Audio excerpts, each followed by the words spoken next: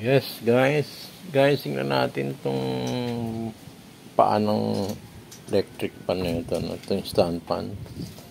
Gegewang ito na mga trouble yan, ano? Basag na ito, basag na.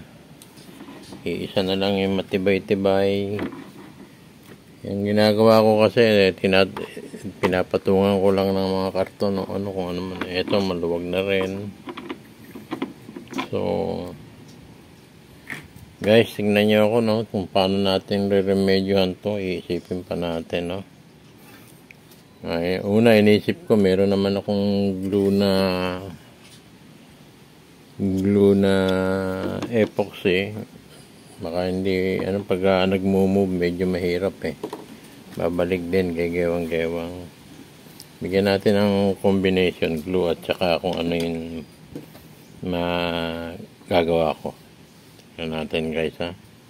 Natatanggal ko naman. Yan. Medyo may kabigatan itong plastic na ito. Yan. So guys, dadaling ko dun sa may gato ko, may ipitan. Doon ako mag-ano ng mga metal na kung ano ang magagawa ditong remedyo. Okay guys, punta tayo dun. Yes guys, no, kunin natin tong na ito, plate para magamit ko pang katse.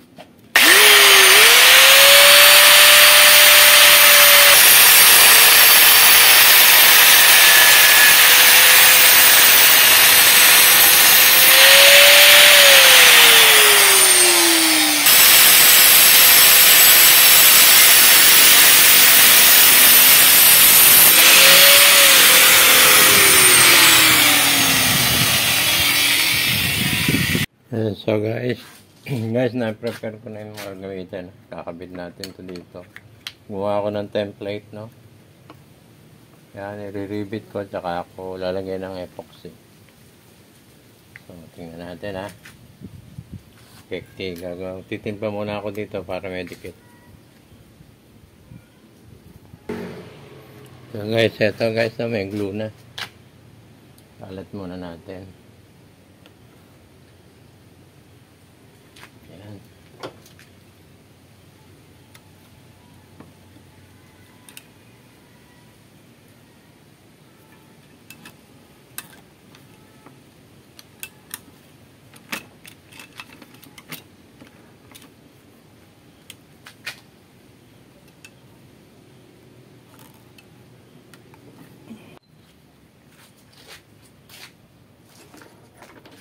Guys, pasok natin ito, no.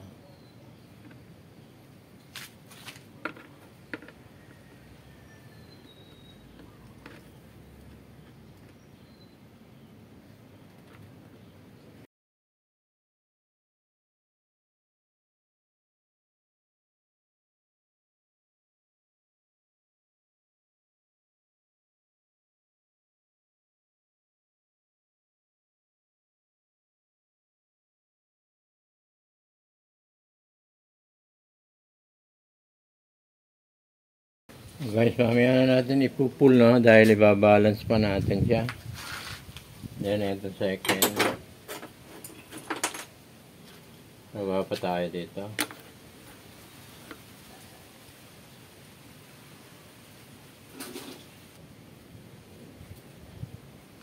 Ayan.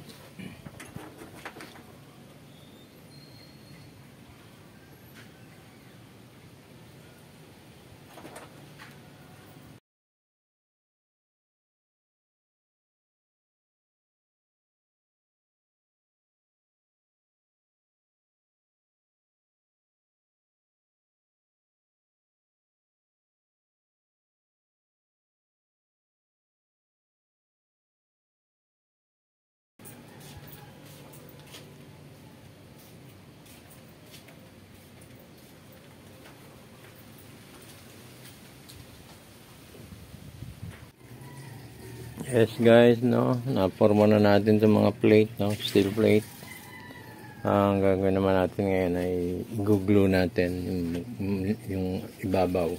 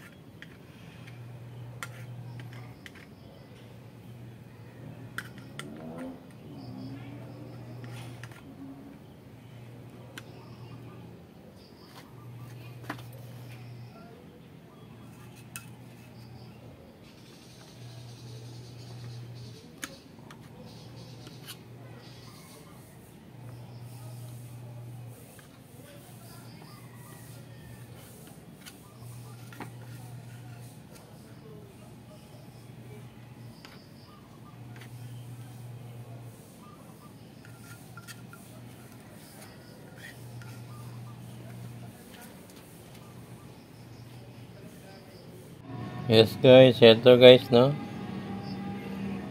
Yan, niribit ko and then ginlo ko. Yan ang steel plate.